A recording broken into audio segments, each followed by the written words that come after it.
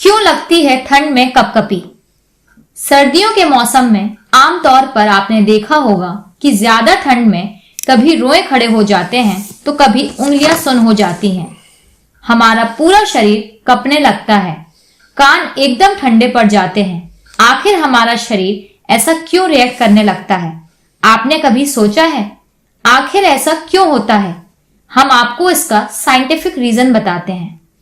असल में हर इंसान में ये प्रक्रिया अलग अलग होती है। हर इंसान की त्वचा में तापमान के सेंसर होते हैं।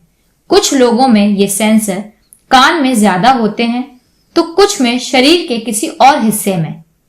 सेंसर अधिक मात्रा में हो सकते हैं।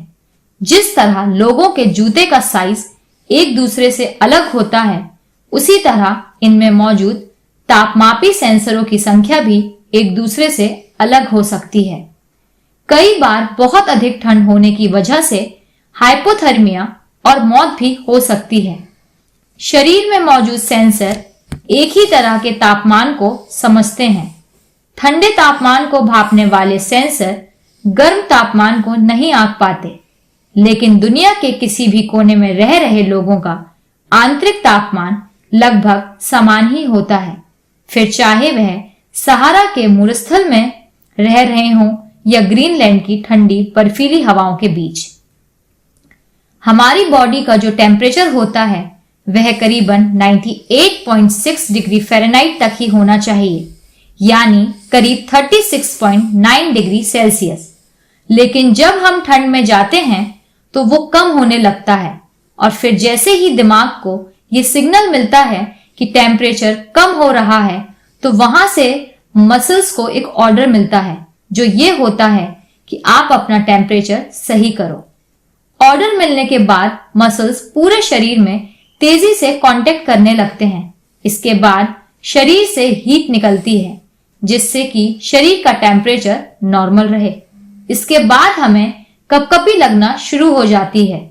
हमारे शरीर का टेम्परेचर जहां तक हो सकता है सही हो जाता है और उसके बाद हमें कंबल लेने की जरूरत पड़ ही जाती है। प्राचीन समय में इंसान के शरीर पर बहुत बाल हुआ करते थे जो ठंड से बचने में सहायता करते थे।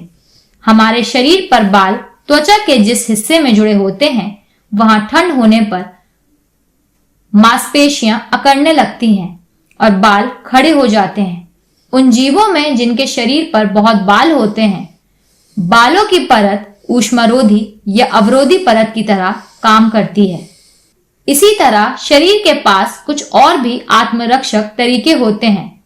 जब शरीर को एहसास होता है कि उससे तापमान की जरूरत है तो हमें कपकपी लगती है। अक्सर ऐसी स्थिति में हमारे निचले जबड़े में किटकिटाहट होने लगती है। जब हम कांपते हैं तो शरीर में रक्तस्राव तेज हो जाता है जिससे हमें गर्मी मिलती है। पुरुषों के मुकाबले महिलाओं में आंतरिक तापमान बनाए रखने का ज्यादा बेहतर तंत्र होता है। उनके शरीर की संरचना ही कुछ ऐसी होती है जिससे आंतरिक अंगों को गर्मी मिलती है। साथ ही अगर वह गर्भवती हों तो शरीर के भीतर पल रहे शिशु के लिए भी तापमान उचित बना रहता है। एक आम धारणा है कि मोटे व्यक्ति को ठंड कम लगती है, जो कि सच नहीं है। हालांकि मांसपेशियों का द्रव्यमान अहम भूमिका निभाता है। आमतौर पर महिलाओं के शरीर में 25% और पुरुषों में 40% द्रव्यमान मांसपेशियों का होता है। ज्यादा मांसपेशियों वाले शरीर को ठंड कम लगती है, लेकिन यह धारणा कि वसा या शरीर की चर्बी ठंड से बचने में मदद करती है गलत है। ठंड से बचने का बढ़िया तरीका वजन बढ़ाना नहीं बल्कि शारीरिक गतिविधियां बढ़ाना है। इस चैनल को लाइक और सब्सक्राइब करना ना भूलें। देखते रहिए बंजारा बीट्स।